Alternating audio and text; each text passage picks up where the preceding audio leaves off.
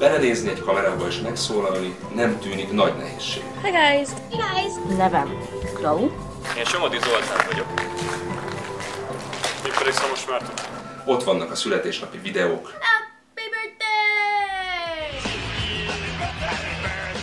Szülinapi köszönték. Vagy egy karácsonyi ünneplés során készült felvételek igazolják, hogy ezt tulajdonképpen bárki meg tudja csinálni. De ha változik a környezet, és az ember ott találja magát egy televíziós stúdióban, vagy ott találja magát egy talán kicsit gonosz riporter kérdéseinek keresztüzében, megváltozik minden. Az ember ideges lesz, feszült lesz, nem azt mondja, amit mondani szeretne, és a végén a néző otthon egy teljesen más embert lát, mint aki valójában itt áll és beszél. Hogy ez ne történhessen meg, hogy ellen tudjon állni a média támadásainak, vegyen részt az Impact Works önvédelmi tanfolyamán, hogy a média viharaiban meg tudja állni.